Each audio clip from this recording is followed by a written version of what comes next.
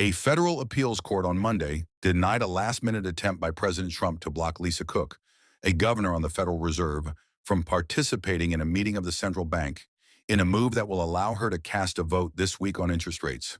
The ruling marked the second legal defeat for Mr. Trump, who has sought to install a roster of political loyalists at the Fed. With Ms. Cook, the president has labored to oust her over allegations of mortgage fraud, even though she hasn't been charged with a crime.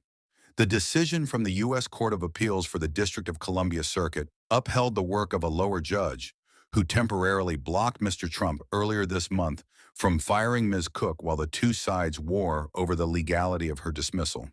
The court rejected the president's emergency request to halt that order, which would have allowed him to proceed with the firing.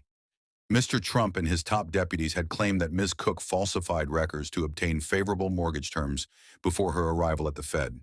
But Ms. Cook, who has been neither charged with nor convicted of a crime, sued on grounds that her dismissal was unlawful under the Fed's chartering statute.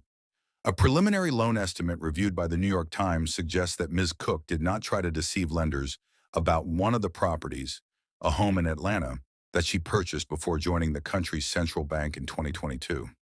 Those documents complicate the administration's claim that Ms. Cook sought to commit fraud and undermines their stated reason for removing her from her role.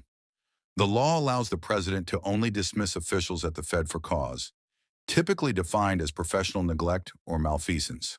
A judge on the U.S. District Court for the District of Columbia ruled earlier this month that Mr. Trump had not met that standard and could not oust Ms. Cook for conduct that occurred unrelated to her duties and before she was confirmed by the Senate in 2022.